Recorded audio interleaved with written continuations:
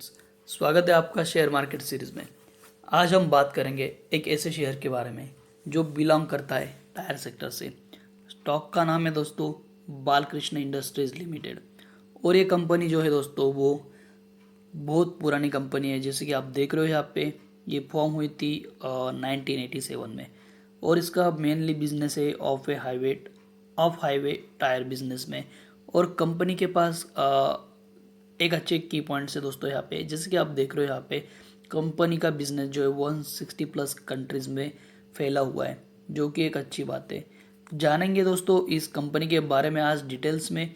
क्या ये कंपनी आने वाले कुछ सालों में या दिनों में हमें अच्छा प्रॉफिट दे सकती है या नहीं दे सकती है, इस कंपनी को हमारे पोर्टफोलियो में रखना चाहिए या नहीं रखना चाहिए दोस्तों, इसके बारे में भी जानेंगे। जैसे कि हमने देख लिया दोस्तों, कंपनी एक बहुत पुरानी कंपनी है और मार्केट में एक लार्ज कैप कंपनी बन के उभर के आई है इतने सालों में। सो कंपनी हमें यहाँ पे एक अच्छी कंपनी लगती है, पुरानी कंपनी है और मेनली ये टायर सेक्टर से है। और अभी करंटली हमें ट्रेड करते हुए दिखाई दे रही है दोस्तों। इसका करंट प्राइस जो है 2127 पे। और ये हमें सस्ता मिल रहा है या महंगा मिल रहा है दोस्तों, ये जानेंगे इसके पी के बारे में। जैसे कि हम यहाँ पे स्टॉक्स पी देख रहे हैं दोस्तों, यहाँ पे हमें दिखाई दे रहा है 28.5 है। और सेक्टर इसको कंपेयर करेंगे दोस्तों सेक्टर के पी से। यहाँ पे हमें सेक्टर का पी क्या दिखाई दे रहा है, इंडस्ट्री पी हमें दिखाई दे रहा है दोस्तों 20.1। मतलब हम कह सकते हैं कंपनी जो है हमें यहाँ पे महंगी तो नहीं मिल रही है बट सस्ती भी नहीं मिल रही है। तो हमें कंपनी यहाँ पे मिल रही है दोस्तों एक रीजनेबल रेट में। हाँ दोस्तों, तो मतलब कंपनी महंगी भी नहीं है और सस्ती भी नहीं है, और कंपनी हमें मिल रही है एक रीजनेबल रेट से। और यहाँ से कंपनी और भी ग्रो हो सकती है, चांसेस हमें यहाँ पे दिखाई देंगे दोस्तों आने वाले कुछ सालों में। जैसे कि हम देख रहे हैं यहाँ पे कंपनी ने जो स्टॉक ने हाई लगाया था वो 2700 के पास था, और अभी कंपनी का प्राइस जो है वो 600 रुपीज़ कम नीचे आ चुका है। तो ये भी एक अच्छी बात है दोस्तों। मतलब कंपनी हमने ऑलरेडी देख लिया कि हमें एक रीजनेबल रेट में मिल रही है, और कंपनी एक अच्छा खासा डिविडेंड भी पे करती है दोस्तों। 0.80% का यहाँ पे डिविडेंड देते हुए दिखाई दे रही है कंपनी।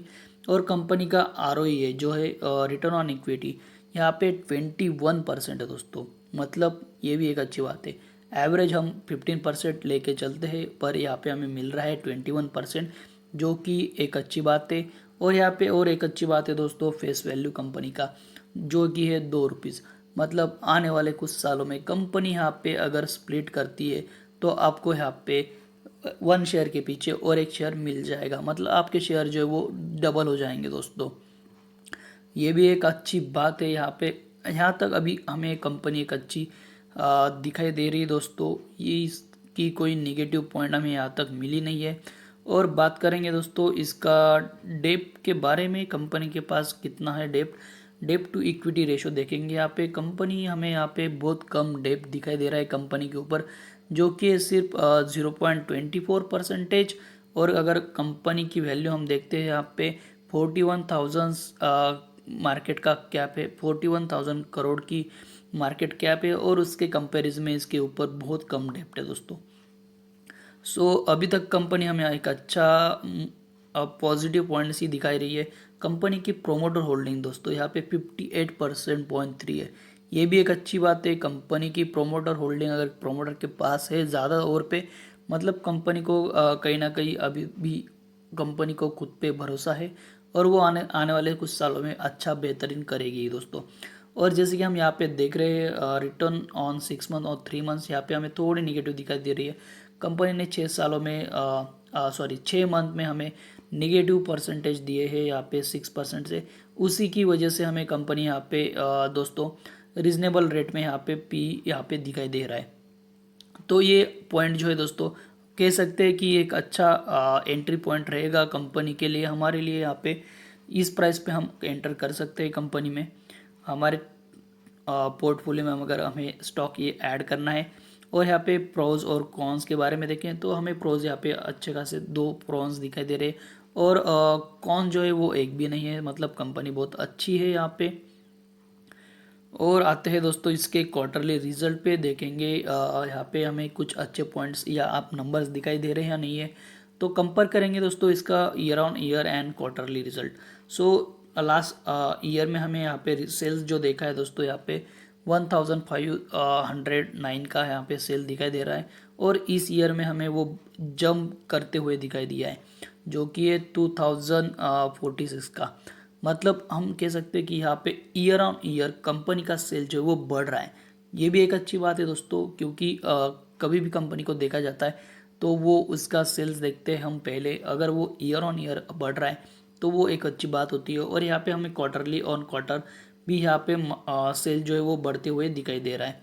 और यहाँ पे कहीं ना कहीं ये 2000 लास्ट क्वार्टर से यहाँ पे 2000 के बाद सेल जो है वो सस्टेन होते हुए दिखाई दे रहा है दोस्तों।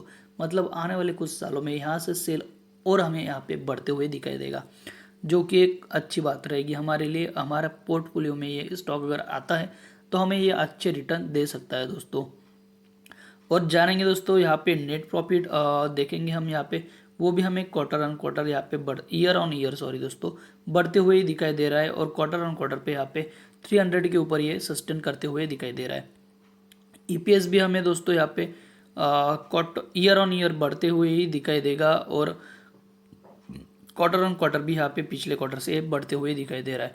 कह सकते हैं कि अभी ये 17.53 पे सस्टेन करने के बाद आगे एक और जंप लगा सकता है। और आते हैं दोस्तों यहाँ पे कंपनी के कंपाउंडेड इफेक्ट्स के बारे में देखेंगे। जैसे कि आप यहाँ पे देख रहे हो, सेल जो है कंपनी का कंपाउंडेड रेट से बढ़ा है 11% से 10 सालों में, जो कि अपने आप में एक बड़ी बात है दोस्तों। और स्टॉक की प्राइस जो है दोस्तों यहाँ पे वो बढ़ी है 10 सालों में। कंपाउंडेड रेट जो मिला है हमें 33%, एक बहुत ही बड़ा नंबर है दोस्तों ये। कंपाउंडेड रेट से अगर आपका मनी जो है, स्टॉक का प्राइस जो है वो 33% से बढ़ रहा है, तो मतलब आपका पैसा बहुत गुना होने वाला है यहाँ पे। और रिटर्न ऑन इक्विटी अगर हम यहाँ पे देखेंगे दोस्तों, वो भी हमें यहाँ पे 20% से मिला है। एवरेज हम लेके चलते हैं 15%, 15 का। अगर यहाँ पे हमें 15% से अगर रिटर्न ऑन इक्विटी मिलता है कंपाउंडेड रेट पे, तो वो एक अच्छी बात होती है। और यहाँ पे हमें तो 20% से दिखाई दे रहा है, मतलब बहुत ही अच्छी बात है। अभी तक हमने कंपनी में कोई भी एक नेगेटिव पॉइंट नहीं देखा है दोस्तों। हालांकि यहाँ पे अगर हम फोकस करेंगे एक्सपेंसेस पे, यहाँ पे एक्सपेंस से हमें कंपनी के जो है वो बढ़ते हुए ही दिखाई दे रहे हैं। अगर कंपनी जो है दोस्तों एक्सपेंसेस जो है वो अपने कंट्रोल में कर लेती है, तो हमें यहाँ पे कंपनी के एक्सपेंसेस अगर कंट्रोल में आ जाते हैं दोस्तों, तो हमें यहाँ पे कंपनी का और एक अच्छा जंप दिखाई देगा। थोड़ा मैनेजमेंट हम कह सकते हैं कि कंपनी का थोड़ा बेहतर नहीं है, ये और बेहतर हो सकता है। और आने वाले क्वार्टर में हम इसको दे सकते हैं दोस्तों। यहाँ पे बात करेंगे दोस्तों और इसके यहाँ पे रिजर्व के बारे में और बोरोइंग्स के बारे में। बोरोइंग्स के बारे में हमने ऑलरेडी देखा है यहाँ पे कि कंपनी पे डेप्ट है जो कि है 0.24%। और रिजर्व में अगर देखते हो दोस्तों, यहाँ पे कंपनी के पास मनी जो है रिजर्व में बढ़ते ही जा रहा है, वो भी अपने आप में एक बड़ी बात है दोस्तों। मतलब कंपनी ये जो बोरोइंग्स है या डेप्ट है कभी भी अपने रिजर्व से कम कर सकती है। तो कंपनी के ऊपर डेप्ट नहीं है हम ऐसे कह सकते हैं, या कंपनी कम्प्लीटली डेप्ट फ्री है अभी ये कह सकते हैं दोस्तों। और अगर आते हैं हम दोस्तों इसके लाइबिलिटीज़ पे हम अगर फोकस करते हैं, तो लाइबिलिटीज़ भी कंपनी के ऊपर बहुत सारी नहीं है। और अगर हम लाइबिलिटीज़ को यहाँ पे कंपेयर करते हैं उसके फिक्स एसेट से, यहाँ पे मुझे यही एक बात अच्छी लगी है दोस्तों।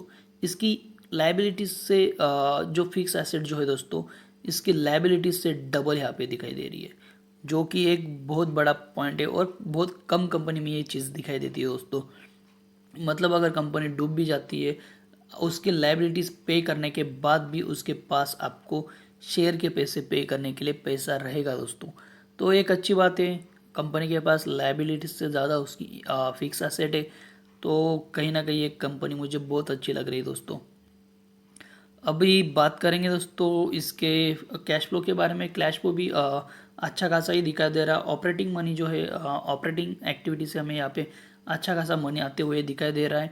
और पॉजिटिव में है यहाँ पे कैश फ्लो, जो कि एक अच्छी बात है। कंपनी के पास हाथ में ज़्यादा नहीं पर 8 करोड़ का मनी है यहाँ पे। और बात करेंगे दोस्तों इसके शेयर होल्डर पैटिंग के बारे में। शेयर होल्डिंग अगर हम देखते हैं दोस्तों, यहाँ पे कंपनी के पास कंटिन्यूसली 58% से 58% के परसेंटेज से कंपनी के पास कंटिन्यूसली होल्डिंग रही है। और यहाँ पे दिसंबर में हमें थोड़ी हल्की प्रॉफिट बुकिंग कह सकते हैं दोस्तों, हमें यहाँ पे दिखाई दी है। सेम यहाँ पे हमें एफ के होल्डिंग के बारे में दिखाई दे रहा है। एफ के पास भी अच्छी खासी होल्डिंग है और उन्होंने भी दिसंबर क्वार्टर में बुकिंग प्रॉफिट बुकिंग यहाँ पे की है दोस्तों। सेम डी के बारे में दिखाई दे रहा है हमें यहाँ पे। और ज़्यादातर मनी जो है मतलब शेयर जो है दोस्तों वो हम कह सकते हैं एक स्ट्रॉन्ग हाथ में है। अगर प्रोमोटर एफ और डी के हाथ में ये अच्छा खासे परसेंटेज में शेयर है। मतलब अगर शेयर गिरने के चांसेस जो होते हैं दोस्तों, अगर मार्केट बहुत डाउनफॉल हो जाती है या कुछ क्राइसिस आते हैं, जैसे कि हम देख रहे हैं न्यूज़ आ रही है यूक्रेन रशिया वॉर, तो ऐसी सिचुएशन में एक स्टॉक जो है वो गिरने के चांसेस जो ज़्यादा परसेंटेज में गिरने के चांसेस जो है दोस्तों वो बहुत कम हो जाते हैं, क्योंकि ये मन शेयर जो है वो स्ट्रांग हाथ में है अभी।